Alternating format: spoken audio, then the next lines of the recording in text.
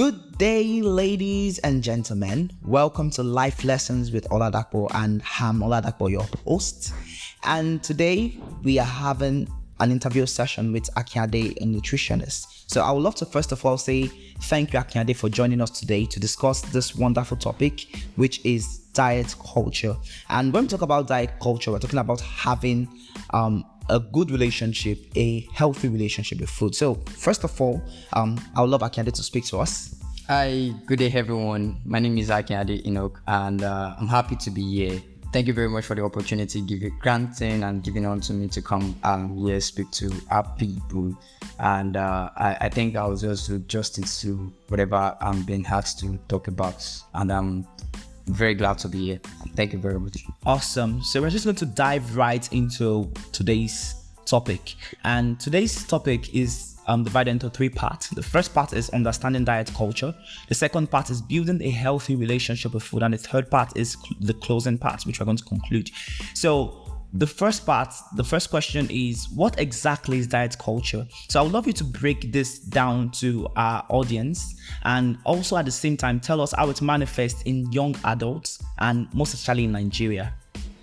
Okay, thank you very much, Oladapo, for that. When we talk about diet culture, in itself, it is ambiguous because it's not just a one-way definition to it, meaning I need to explain what it is so that everyone gets along and then we understand what we're trying to talk about here. Okay, when we say diet culture, I would say it is the pervasive belief that appearance and body shape are more important than physical and psychological or general well-being. And we can also say it is the idea that controlling your body, particularly your diet, by limiting what and how much you eat becomes normal. So meaning it's becoming a normal or the norms of the society that what you eat, how much you eat, limiting all of those things. And aside from that, considering your appearance, body shape are more important than the physical and also the psychological well-being. So I think, and it's something that is of great significance, or let me say it's something that it's happening within, or the youth are exhibiting. Everybody wants to look good, your figure of height and all of that wants to look well. So everybody, you now tend to, when we say diet culture again, we can also say it's a way of saying we are labeling a food that a food is bad and a food is good. And it's not just food now, it can go as far as not just labeling food, but you labeling yourself. When you consume a bad food and then you see yourself as being bad because you've just consumed what you've been labeled, a food you've been labeled as bad. And no food in itself is bad unless it is misused or abused. Okay, awesome. Thank you for that response. That was concise and explanatory enough. So we're going to go to the second question, which has to do with your experience. So based on your experience, what are some of the most harmful effects of diet culture on physical and mental health? Okay. From the definition, I said something about the normal of, or let me say the belief, a pervasive belief that appearance and body shape are more important than the physical and psychological. Then if this is the norms, then one of the effects or great effect it would be on the youth is the fact that somebody saying his or herself as not good enough due to what they consume. And we have some eating disorder, let's say for bulimia eating disorder. It's a condition that somebody, when a person goes to the mirror to check his or herself, and then you are seeing yourself as being obese or so lean. Meanwhile, you are not that, but it is what your mentals or your psychology is just telling you. So you're not seeing yourself as being normal, but you're seeing yourself as otherwise. So it restricts. It's either you're restricting your diet or you are eating too much because of this disorder, and it could lead to this diet culture we're talking about. One of its adverse effects also, or let me say the cons, is that you have there's what we call the orthorexia eating disorder. It can also lead to anorexia eating disorder. So all of this, restricting yourself from diet, or because you feel your shape is not in order and there's a need for you to. So it's a mental thing. Number one, it's causing an adverse effect on your psychological thinking. It's a psychological thing. Okay. It's a psychological thing, so it affects your psychology, and then you begin to see yourself as of disadvantage, or as of let me say, you're seeing yourself as the negative of normal, inferior. Thank you for that word. And then you will begin to act it. Before you know it, you begin to eat beyond or lower than what you should take. Yeah. So, from what you're saying, we can deduce that it's even beyond food. It goes deep into the way you perceive yourself. Sure. That is your mental health, your physical health, even your general well-being. Yeah. Restricting yourself from eating particular kind of food because you think, oh, if I eat this, I'll get fat, or if I eat this, I'll lose weight or something. Sure. Okay. So, and when it comes to diet culture, I think one way people pick up this bad habits, because they are bad eating habits and bad habits per se, that it's through social media. Because we have celebrities, we have movies that are they are portraying one kind of image as right and the other as wrong. For example, there's a perception of, oh, this is what is fat, this is what is slim, which might not necessarily be healthy or might not relate to health as in the recommended prescription for a healthy living. So social media plays a very significant role in perpetuating unrealistic body standards. How can young adults navigate these platforms while protecting their self-esteem and body image? Because really, what causes people to be victims of diet culture is because they perceive themselves as inferior. So how can they navigate and protect their self-esteem while using social media? Thank you very much. I think that's an important question that needs to be handled, or it should have. I think one of those things, since we all know now that diet culture is something of psychological, meaning there's a perception, and meaning it's all of these perceptions are coming, or let me say the alterations is coming from what you see. And for the youth, majorly, we are always on social media and all of that. And the thing about social media is that we've got so many informations flying, and it's a problem when you don't know there's a problem. Then let me come again with that phrase, meaning there's a problem. There's a problem of you not knowing how to identify the right information online. Meaning anybody can just go online, even on Google, to put in any information there, and when I'm sourcing with my keywords or with my search optimization keys, I just go there and I see anything and I pick up. It's important that we need the skill of searching, how to know the right information. And the thing is, you don't just take anything online.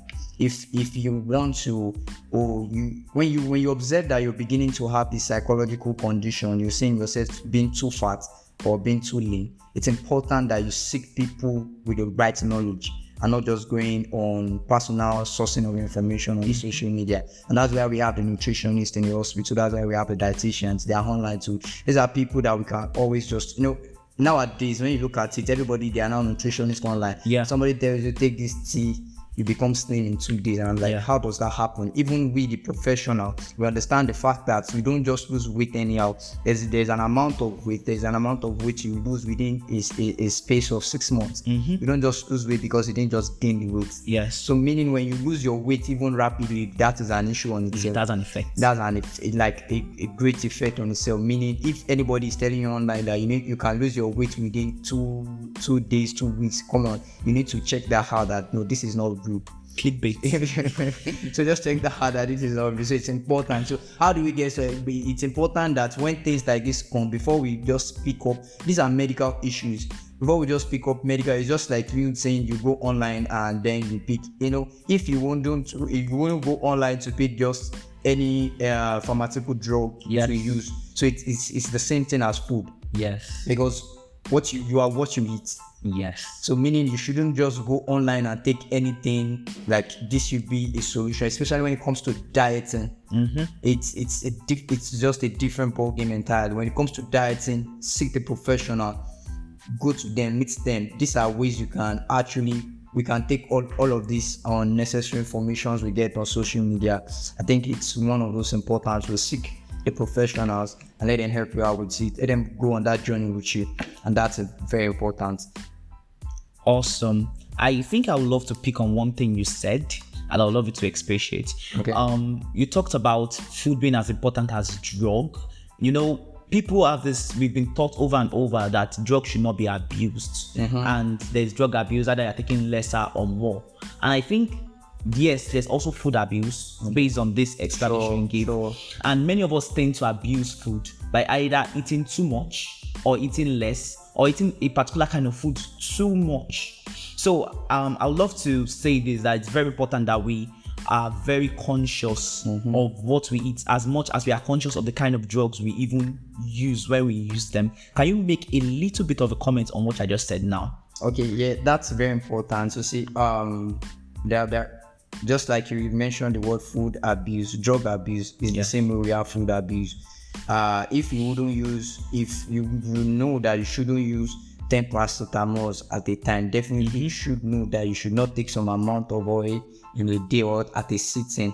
Everything should be proportioned. If you take too much of anything, then definitely it becomes poison. Yes. If that's the same thing to food, so when you take too much of food, it becomes poison. And when you take lesser than what you're given, it's just a game of give and take. Yes. There's what we call an output and input. If your output is more than your input, then you are undernourished. Yes. If your input is more than your output, then you are overnourished. Yes. So the thing is, it's important to know your state of what you do and what is coming in. You don't take just too much. You don't take just too much and just too little. That's to be nutrition. Yes. As well. So one question that might be in the heart of a listener while listening to this is, okay, so how do I even know the right proportion? How do I know the amount of work I'm doing? And that still points back to the importance of nutritionists, the importance of dietitian, because even if we try by ourselves, we can't necessarily get to know it. So can you talk a little bit about the importance of a nutritionist in this aspect? Okay, thank you very much. The importance of a nutritionist is they enlighten you on your portion control. They enlighten you on, we use a phrase in nutrition also. We say food is individualized, meaning the proportion I'm giving to you as a person will be different from the proportion I'm taking as a person, because you might be a labor worker and I'm a collar job person sitting down in an office, meaning the consumption of what you should take in proportion should be different from what I'm taking in proportion. So that's why we say food is individualized. So these are jobs called nutritionists and what they do. Well, we have diets, a lot of diets when it comes to dietetics. We have what we call Mediterranean diets, and this is a diet that comprises of all of your food groups, and then you have your vegetables, fruit and vegetables as a major food group. Yes. So it is important to note that all of this it boils down to you try as much as possible to avoid you skipping meals. When you don't skip meals, it helps you not to overload yourself when you want to eat.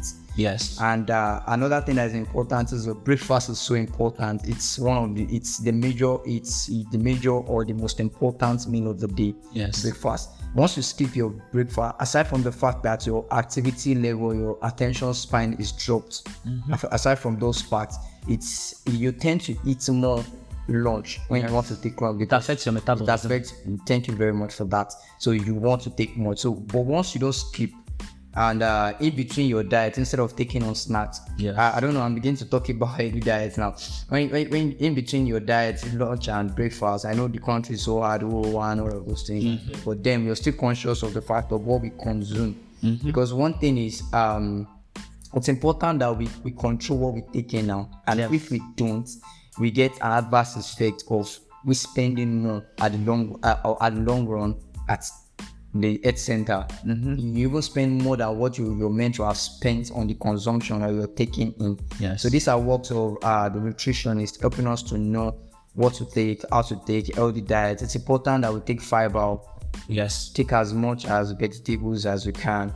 It's important. And why I'm saying this also is that, like I said the other time, diet is individualized. What I'm saying now, they are general. In as much I'm saying take a lot of fiber, vegetables, all of that. Somebody that is currently on diarrhea should not take fiber. You understand? So that's why we're saying diet is individualized. It's important that you know yourself, know what you have, know what you can take. There are some persons they don't tolerate milk and milk products, dairy products. So it's important. All of those things are where the nutritionists come in to substitute or replace this diet to a substitute that will still give all of these nutrients, because these nutrients are important to the body. Yes. So I remember a conversation in my class where we're having an argument about red apple, green apple. I was like, okay, it seems there's no difference. Then later we came to a conclusion that nutrition is individual, and someone that might need to take red apple might not need to take green apple. It just depends on the nutritional needs of the person. So now we're going to move into the second session of this discussion, and it's building a healthy relationship with food. But I'm going to ask two questions. What does a healthy food mindset look like, and how can it be cultivated? That's the first one. And I also love you to incorporate into your answer the effects of skipping meals, what it has on our overall health. Okay, let me start with the last question. The effect of skipping meal, the adverse effects on our health or our general well-being. One thing about skipping meal is that when you skip your meal, there are some metabolism that occurs in your body, and one of the effects is that skipping your meal, especially for breakfast, it reduces your attention span. Okay, it's been reduced. That's why we call it breakfast. It is an important meal that needs to be taken. So once you skip your breakfast, it reduces your attention, your retention, your ability to concentrate even in the classroom. Yes, and I think it also causes sugar spikes. I'm telling you, all of that to cause. And when you skip your meal, the next meal you'll be taking, you want to overshoot. So all of this what leads to some persons imbalanced diet. Yes, because your diet is not imbalanced. You are taking more than expected, or you're taking something. Maybe it comes in a time that you're just very hungry, just take anything. Yes, that's when you see yourself taking snacks, like cravings just coming. Yes, because you're hungry, you just need to fill that up. And the next thing you can think of is anything that is your easily processed food. Yes, something you can easily just cook and it doesn't take your time, or something you don't have to cook and then just consume. So all of this leads to it could lead to obesity. Yes. Yeah. I remember watching a video on YouTube from a biochemist where she was talking about sugar spike, and one of the reasons many people have sugar spike is because they don't eat good breakfast.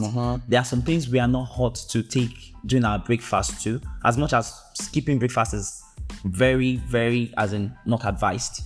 It's also very important that we take the right thing with breakfast, so that we are not just eating anyhow throughout the day. And that's even one of the major reasons for obesity in many populations. So to the question I actually asked before, what does a healthy food mindset look like, and how can it be cultivated? Okay, healthy food mindset, like from the word, let me start from the reverse mindset.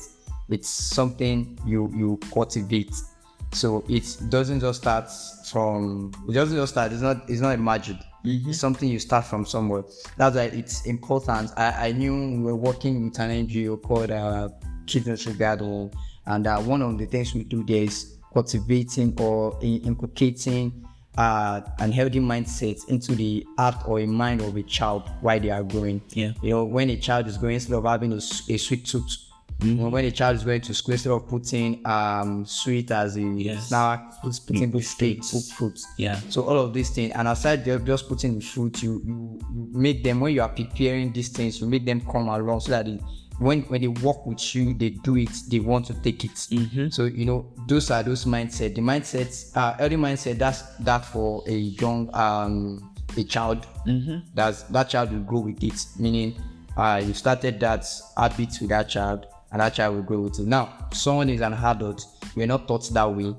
How do you then bring this healthy mindset? Okay, first of all is there's a problem, and now that you can figure out there's a problem, meaning there's a solution. Yes. The thing is, you want to build a healthy mindset. You need to start from somewhere, meaning you need to take the step. Living healthy is quite expensive. When I say expensive, I don't mean in terms of just financially only, but in work-wise. Yeah, like discipline, work-wise, you being intentional, because you don't want to take soft drink. Let me say you don't want to take soda. Yes. and you were looking for a substitute of soda, any substitute of soda you want to look for, you need to prepare it. Yes. If you are conscious of the hygiene also. Because nutrition is not just what you're taking, the nutrient, but the hygiene also. Yes. So if you are conscious of the hygiene, okay, what's the substitute for soda? Oh, I'm looking at me taking fruit shake, or I'm looking at taking smoothie. Meaning I need to buy these fruits, peel them, and prepare them. Yes. So it's a process. Yes. So you need to be prepared. You need to give yourself this mindset that I need to change my healthy lifestyle. Not for anybody, but for myself. Yes. Because they would say a fruit when you take a fruit a day keeps you away from the doctor. Yes. And in itself, what does it mean? It means when you live, or you live an healthy lifestyle, you have the mindset. It keeps you away from the doctor. Meaning it's, in fact, it has an overall effect on an individual, household, community, and the nation at wide. Meaning, if an individual, if we all we incorporate, or we have an healthy mindset, and then we start incorporating it, it affects our community. Yeah. Meaning, majority of us will be healthy. Yes. And we don't have to spend much in the health sense. And let's train. You understand? Yes. That is there too. Meaning, it's in turn. Look at just get the gist now. It's in turn have an effect on poverty level of the nation and the economy in general. Meaning we don't spend much. Imagine somebody, out of your 100%, you are spending nothing less than 60% on healthcare. But if you have initially or beforehand used 30% of that 60% on healthy lifestyle, you will definitely have 30% of savings. Yes. Meaning we are doing ourselves more good than harm if we actually have a mindset, and we don't just have the mindset, but then we put it into action. Yes. Which means many diseases are even because of nutritional. Yeah, when you look at disease we have in the world, like majority of them, can say about 60% are diet related. Yes. They are diet related. Is it obesity? Is it everything is related to nutrition? No wonder, little wonder, even the SDG, the 17 SDG, 12 out of the 17 SDG is directly and indirectly related to nutrition. I remember reading a quote. I can't remember exactly with this. He said, "Let food be your medicine." Yeah. That's a very beautiful one for everyone to take from this particular part. So now we'll move to the next part, which is, what practical advice do you have for young adults who want to ditch diet culture and embrace a more balanced approach to food and exercise? Okay. For the young adults out there, I would say, first of all, if there is a personal condition relating to diets, even in dietetics, we would say there are some conditions, or when some conditions are above some ranges, they don't just deal with it with diet. That's when we say it is multifaceted. Yes. Meaning we call the physician, the whatever that needs to be there, the clinicians, the things that needs to be there, that we need to address it together. So I'm saying that for somebody that might be having a specific condition that needs to be addressed, it is important that you go to the clinic and then you address that. Yes. Diet is individualized. Now to the general listeners, one of those ways is you avoid some forms of media. Okay. Avoiding some forms of media. It's important, like I said before, seeking the right information. Even there are some information in itself, you just know it is wrong. Yes. In itself, when you listen to unless you want to deceive yourself, you just know it is wrong. So avoiding such information is important. Know how to use your media. Another thing is practice body neutrality. I would say body neutrality, it is the idea that you should focus on what your body can do right now. That means in the present, rather than what you want it to look like. Yeah. Take a step at a time. You find figure 8 is good, but then even if there's a need to lose weight, it has to be in a stepwise manner. You don't just lose weight, because the funniest thing about it is when you use I know about this diet we call ketogenic diet. Yeah. You know, when you use it's not saying it's bad in itself, but then it has its effect. You know, when you just lose weight and then you sag, the rate at which you lost the weight, it will be twice you will get the weight back. Yeah. I see people like that on the internet. It is twice you will gain twice as fast as really you lost it, you will gain it back. So it's important that you note that, so take it a step at a time. And also it's important to know that for people that want to lose weight, you don't just lose weight with diet, you need to add it with exercise. Yes. It's very important. Exercise, even if you're not losing weight, exercise is healthy for the body. Yes. Ensure you move your aerobic exercise and aerobic. Ensure you move your body. There are recommendations by United Nations. Yeah, so it helps you. It's one thing that's very important. Don't just be sedentary. You sit down in your office from morning to night. Before you go to the office or when you come back at night, ensure you do something. If it's a brisk walk, if it's a meal trade, just ensure you do something. You're cycling, and again, educate yourself on health, meaning seeking the professionals for understanding about health. Yes. As we eat and all of that, they're very, very important. Yes, I remember I was having a discussion with someone yesterday, and we're talking about remote work. Okay. And we said with the emergence of remote work, there are going to be more problems because people are going to be sedentary. People are not going to be exposed to the sun, so there's no production of vitamin D is reduced, and they're like, oh, so that means nutritionists even have to do extra work of educating people. Okay, you need to walk, it's very important. You need to move. God gave us legs so that we can move with them. You need to exercise. You need to just be up and doing and conscious about your health. So now we're coming to the end of this session. What final words would you like to say? First of all, I would now love to go directly to the question. Okay. Do you have anything you love to add or anything you'd like to say generally? Okay, as regarding health, health, diet, nutrition. Okay, I would just want to let me break it down into gender wise, and then I'll still talk generally. Okay. For gender wise, I would say if you are listening female, it's important, and you're in your reproductive age, or you're close to getting married, or you'll be getting married soon. It's important that you take your supplementations. They're very important, most especially iron supplementation, your folate supplementation. For anybody getting married and you'll be giving birth, definitely pregnancy will come. So it's important, because all of deficiency in any of these could cause the health of your child. You know, there are issues like spinal bifida. It's a condition, deficiency of folate.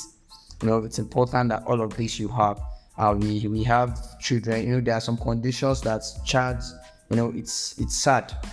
Like some conditions that you see children coming with, they are being born with abnormalities, and which is not supposed to occur. And people take it as the devil or God or village people. Yes. But not knowing that it was their negligence or their knowledge deficit on these things. You know, it's important. A child being born blindness, all of those things can occur due to deficiency of vitamin A, beta carotene, and these are very important. So vis-a-vis, if you are going for your antenatal, ensure that you are seeing. Ensure you go for your antenatal. Ensure you are seeing the nutritionists. They are very important. They give you diets that are good for that age group. For a guy, it's important you go with your Mediterranean diet. If you're an athlete, definitely rotate your more carb. Like I said, diets are individualized, so it's important. Just like I've said before, let me just summarize now. Based still on the mother part, there's a quote in nutrition. They'll say, "You are what your mother hates." What your mother eats. I hope that is just understood in itself. And now generally I'll just say it's important that we live. We know the economy is not really too good, and people are complaining, how do I then manage this little money to eat healthy? It's important that money you use to cook is out 350.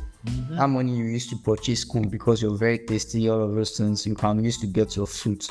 Yes. You can use to get your fruit. That's important. Or you need something very chilled at that moment, you can get your water. Yes. Water is healthy. So if there's a need for you to take something sugary, let's go for fruits. Yes. It's very important. And I think it's important to note that it's best to take the fruits raw and not squeezed literally, because I remember we being taught in class that when the fruits are being squeezed, it loses fiber and it causes sugar spike. So it's very important that you take your fruits raw and fresh. Yeah, fresh is important. Yeah. So I think you're still talking on the men, especially athletes. You said take more. Oh, yeah. I didn't really want to dive deep into the athlete parts because it's important. Can I just talk generally? But in general for athletes, I think there was a project that was conducted of recent from one of the undergrads, and it was looking into athletes, most especially athletes. They tend to take caffeine products, energy drink, blah blah blah, of which it is not good. Yeah. Caffeine products are not good for you. So it's important that we note that there are energy drink, like they are sports drink. Let me put it that way, they are sports drink. So sport drink is quite better and does not have caffeine. Yes, compared to energy drinks. Compared to energy drink that increase the palpitation of your heart. You know, so I think that is on that side. And for those that want to build muscle, yes, I see misconception of people want to build muscle and then they are taking carbohydrates. You see, like you go like very big bar, and then the stew is very small and a little protein. When you want to build muscle, you build muscle with protein. Yes. So your protein should be more. You have to build muscle, and then you do your exercise or your weightlifting and all of that, not consuming carbohydrates to think for building muscle. So that's important. Okay, thanks. So generally, just take more of your vegetables, little of your cereals or your tuber or your grains, more of a vegetable, and you take liberal water as much as you can. Yeah. So final words of encouragement and advice for people on the journey of a positive food mindset.